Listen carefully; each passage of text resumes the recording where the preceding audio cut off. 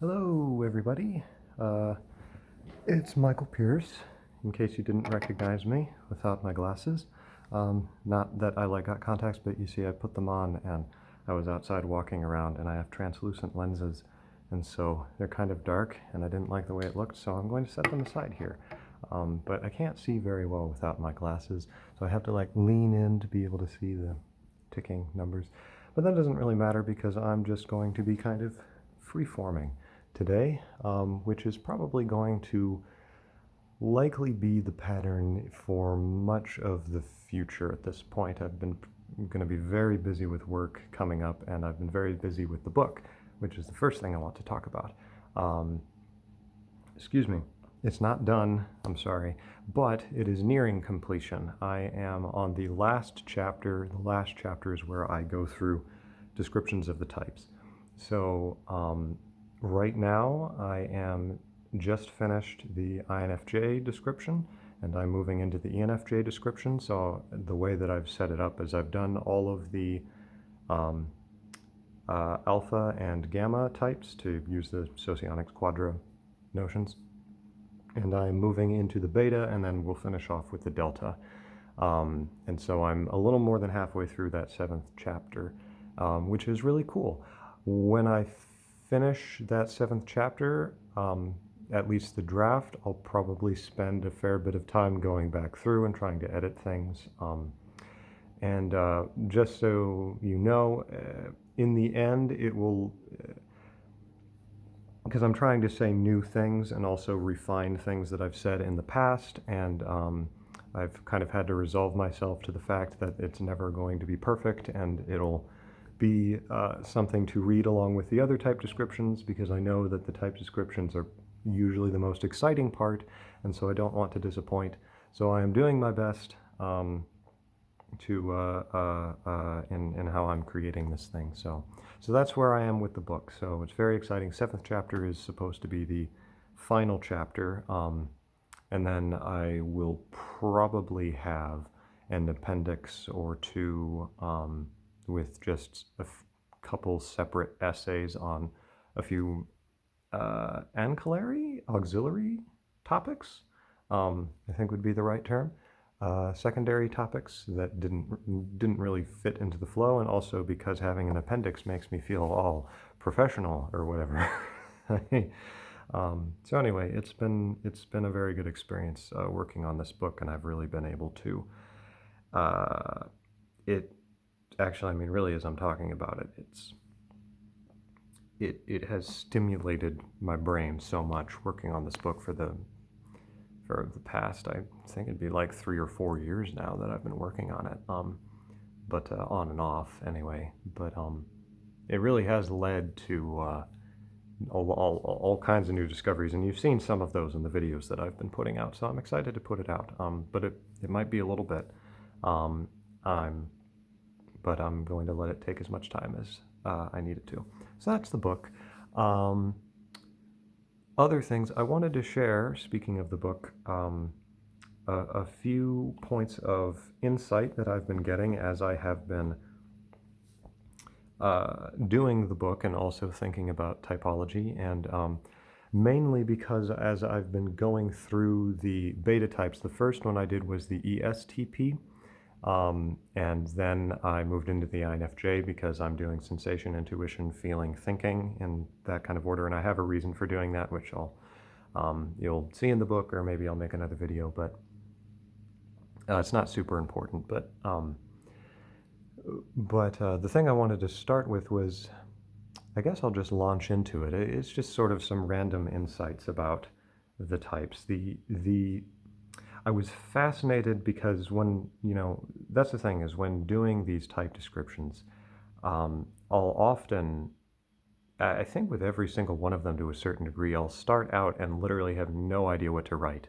Because I've written things before and I'd usually follow a format, but it's like my brain goes a little bit blank. And I've really had to work at fleshing these things out, because I've been very determined to at least do my very best to really feel like I understand the type better than I have before. And so I've kind of been learning as I've been writing, and then having to go back and rehash things or clarify things or realize, oh, and usually there will be an aha moment where I'm like, that's why there's these things are correlated with that type. Um, so I want to talk a little bit about ESTP because here's a good place to start, actually. One of the things I realized that gave me, I think, a lot of insight into the ESTP was suddenly realizing that for any of you who have watched all of my videos, I, I'm assuming there's probably people who have seen all of my videos at this point, but I've talked a little bit about it in, I think the only place I talked about it was in my interview of an ENFJ, because we talk about our different dungeon master styles, as in like D&D, Dungeons and Dragons, the game, and sort of leading this role-playing tabletop experience, and which I really like doing, by the way, and he also really likes doing, Brigham, my ENFJ friend. And but it's interesting how our style's different. I'm not going to talk about him because he's a very interesting type case. For now, I've placed him as an ENFJ, and I still hold by that. But there have been questions and things. But anyway, that's a separate thing. For me, it's a fascinating phenomenon when I anything with Dungeons and Dragons. So first of all, when I'm DMing, and I've DM'd a number of times, I've found that my style differs from a lot of DMs, at least the ones that I know, including my friend Brigham, because it's like I can't help myself from improving. So let me try to explain exactly what I mean by that. When I'm DMing, it's like I have these players in the game, and I feel like a lot of other DMs, I'm not saying this is right or wrong, a lot of other DMs will have a story in mind that they want to tell, and they'll have story beats. And so it's much more, it's like they have a structure. It's like a video game. It's a lot like a video game where you have boundaries to where you can go in the world. You bump up against a wall, and in order to progress, you usually have to do a particular thing or a general kind of thing, or the good DMs who are more this way will be able to improv or have multiple routes, but there's a structure there that's pre-planned out, and they get a lot of they get their enjoyment from being able to see their players interact with the structure and sort of get certain reactions out of them from this structure, and they'll be frustrated when that doesn't work out. And so you get all these memes where they'll talk about the players, because they're ignorant of the structure, interacting with things in a way that the DM didn't plan for. Like one hilarious one is the DM creates like this great character that they're really excited to show them, and then they're like, oh, there's a few other people in the tavern because they're just like wallpaper for the story. But the players don't know this, and so for some reason the DM will accidentally make one of the people in this tavern, they'll describe them with some slight feature that will fascinate one of the players, and then they'll all zero in on that character. And the DM's like, but there's this really cool character who you're supposed to talk to, and it's a lot like a video game, like people, like a really openish video game. So anyway, that's kind of the setup of how I feel a lot of DMs will do it. And I've noticed that not only do I not do it that way, but it's like I don't have a good time doing it that way, and it's almost like I struggle to do it that way from the very beginning. Because when I'm DMing, it's like it's so much more satisfying to literally go into it with no plan of like it helps to have some general idea of a plan, but I almost like having no plan at all. By the way, this means I'm terrible with like actual numbers and dice. I'm much better at unfolding a story for these participants because you have these different players, and I think what it is in my mind, I'm like, say they go into a tavern or whatever. I don't like having a particular person for them to talk to.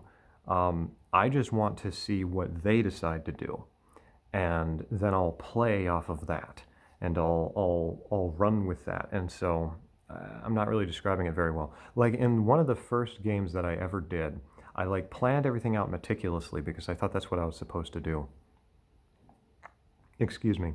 And the first session followed the plan more or less, and there were a few hiccups, and it's like, oh, this is cool. But I also felt like it was just kind of, it felt kind of dry, like there wasn't any life to it, like it's a video game. There, and things weren't reacting to the players in real time. And in the second session, I think I just didn't plan for it by a mistake, or something happened and I just sort of started making stuff up on the fly, like just world building on the spot, like with no plans beforehand. And this led into problems later because it meant that the story didn't have anywhere in particular it was necessarily going, and it could be difficult to figure out how to tie in all the different ends that I would accidentally create for each individual player. Often the party gets split up, and I'm doing stuff with that, and it just goes completely crazy. I remember, this might be in the ENFJ interview, Brigham saying that when he played in a campaign that I did, he said it was entertaining because it was like we were going through a dream, because things in the moment made sense.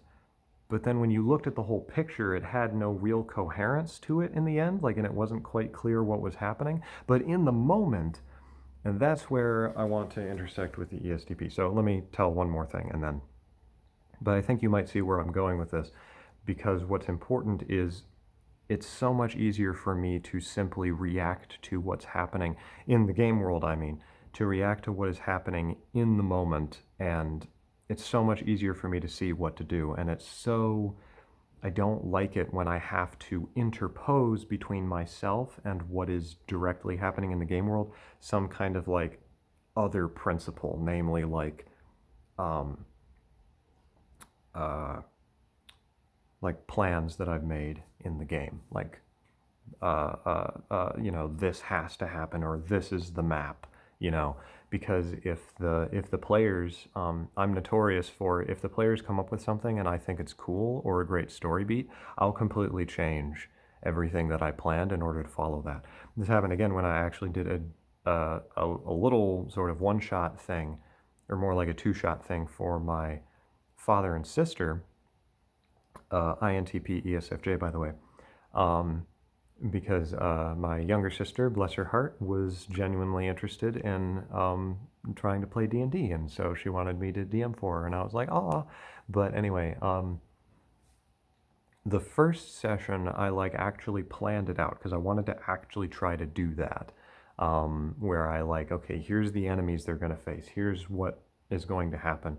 And I remember it didn't really go according to plan, and I didn't and also my father's character ended up dying, and because I was bent on following the rules, and he was fine with it because he just thought it was a one shot, and he wasn't super attached to the character. And but my sister was mortified a little bit. Like,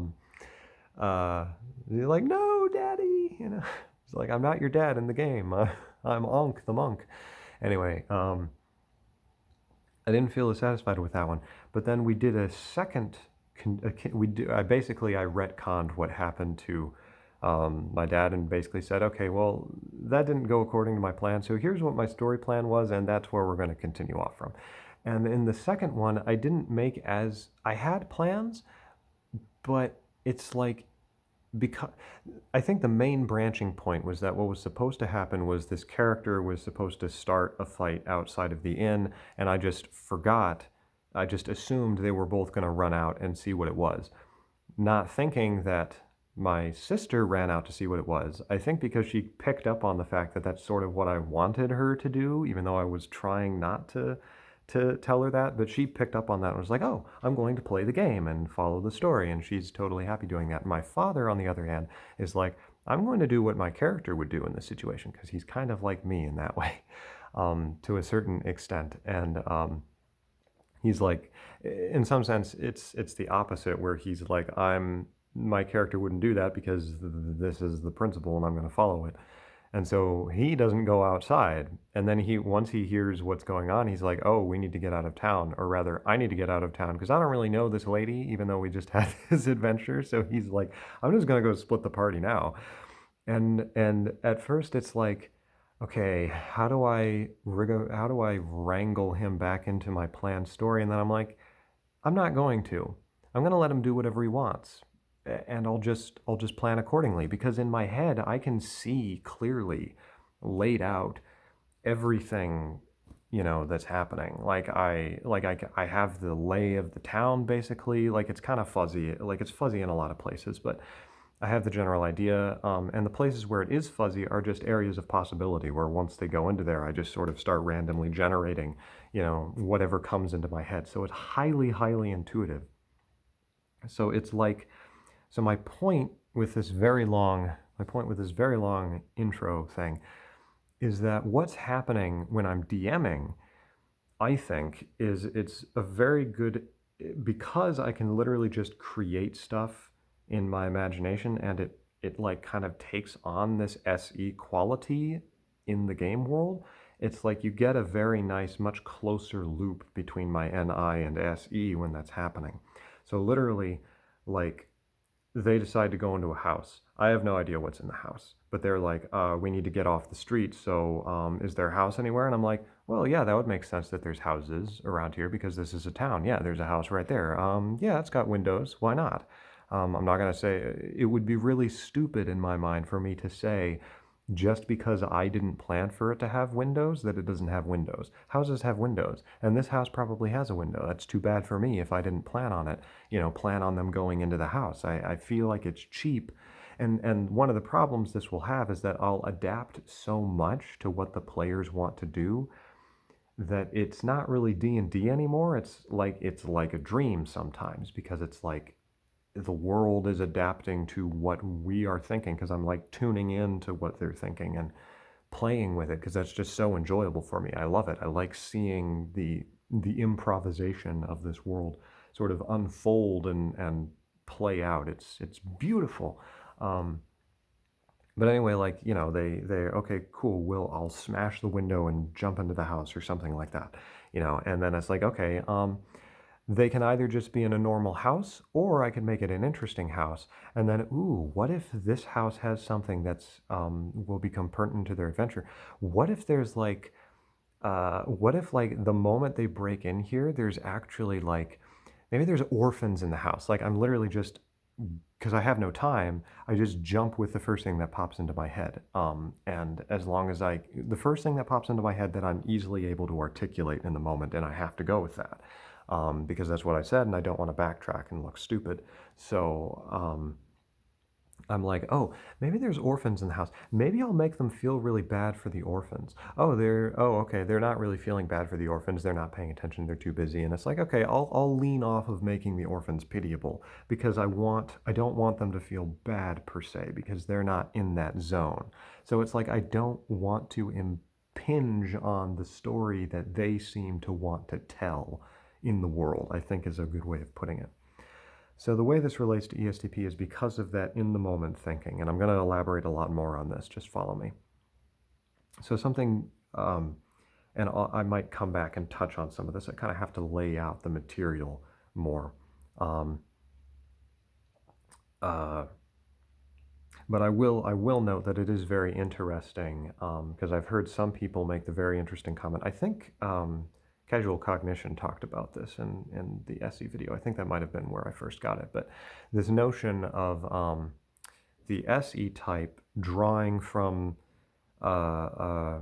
they actually will draw from their past empirical experience, as it were. Like I had said before, it's like, well, towns probably have houses, unless in this particular town, this house doesn't happen to have a window on that side. That's possible. Maybe it's just where the sign is. Maybe the other one has a window. It's like I'm rooting it in what I consider to be reality. And reality is highly particular. So I'm not thinking of what is the archetypal town. The first thing that comes in my mind is maybe this town's different. Maybe it's a different kind of town. It's not, it doesn't have, why does it have to be an archetypal town? Who knows why there isn't a window on this building or why there is a window on the building? So, whereas with the I think there's much more of that sense of there's this separation between them and the particular where they're like, well, I can't handle all of the billion possibilities of the particular, so I've got to abstract from that an average sort of form of a town, and that's the town, and or whatever it is. So in my mind, it's like they've planned it out more beforehand. I don't know if that makes sense. I'm going to elaborate more on this as I go, but the other thing is that's I think even more fascinating is when I am playing in someone else's campaign. And this is not quite as fun, actually. This thing that tends to happen. I've kind of tried to struggle against it, but a number of the characters who I have played, it's like the only way I can describe it is my experience playing D&D as characters, I feel like has brought out this like unconscious ESTP side, like a primitive ESTP side, not very refined, but this it's like it flip-flops me. I think maybe because my NI starts to act like SE when I'm in this game world because or something like that because we've created this world. It might just be simpler in that I feel less restrained by FE when I'm in this world because the consequences aren't the same. And so I don't feel the need to harmonize in the same way. But so the thing that happens is the characters I play, I will often find they just, it's not that they do random things. It's that for some reason my characters will often end up seeming not even impulsive, but it's like they'll have principles, but they'll also feel very strongly about those principles, and they won't always be consistent. So it's a weird mixture, and this is one of the things I was trying to talk about with the ESTP in my description, is there's this weird mixture of the TI and the SE, namely between the idea of like logically consistent principles that are sort of apart from empirical reality and you hold on to yourself, but then on the other hand, really wanting to adapt to reality and your perceptions of reality and making the most of immediate opportunities. And there's this conflict between the two. And so the fascinating thing that happens is, I'm trying to think of a good example. Well, here's a good example. So I played this character named Kitab al-Makid, who is a monk. He's a shaved head.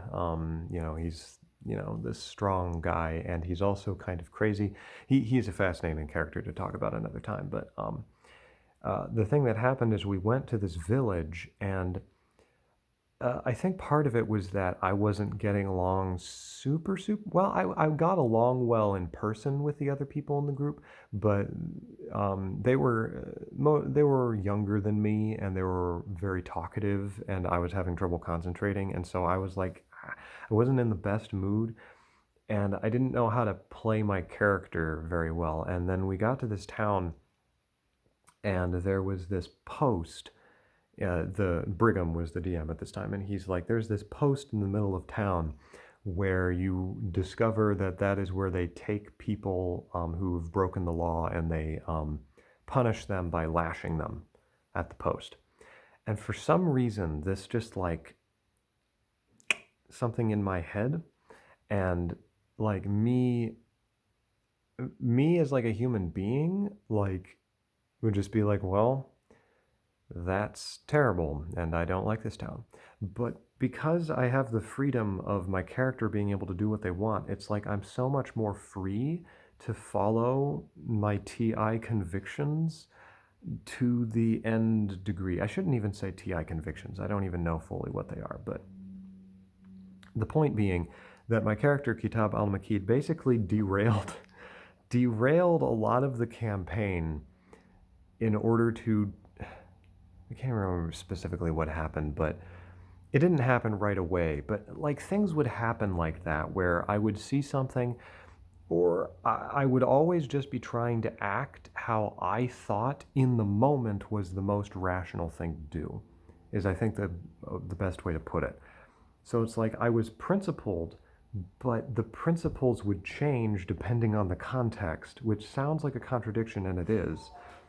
But that's the weird thing. And so what you get, and I think that's very ESTP-ish. I think that's what ESTPs will often look like and why they can be difficult to understand. Because, so for instance, another character I played, it's just like things will happen in the game, and it's like, it's almost like I'll want to react in an interesting way and not just I want to react in a way that's adapted specifically to that thing that's happened. And so I think that's why I love role playing, because it's endless opportunity to continually add more interesting information to this character as I build them up and try to make sure that it's all consistent and it flows together. And it all, like all of these particular instances that I can let the general idea of my character manifest itself is a good way of putting it. And this is going to end up being another one of those. I'm going to see if I can make sure that I don't let the time run out so that I get cut off. Okay, I feel like I've been talking a lot more about D&D than I've been talking about the functions. But it's like I feel like I got to get all of this material out first. And I don't feel like I'm really communicating properly. Like this might be a better example. More recently, there's like the DM had this character who came into the tavern, and my character was coming down the stairs from the morning, excuse me, and my character felt like a weird tingling in their head, and so I rolled Arcana or something like that in order to see if I could determine what was going on, because it seemed magical. And I rolled like a natural 20, and so he just told me straight up, yeah, there's this new person in the bar, and it seems like you don't know how they've done it, but they just tried to read your mind, or something like that. And for some reason, I don't know why, I just decided, and it's not that it was purely whimsical. It's like in that moment, it's like I've always had the principle that my character does not like that. My character does not like them doing that. And I think honestly a part of it is I just wanted something interesting to happen because of this. It felt like a waste of an interesting moment for me not to react dramatically to this.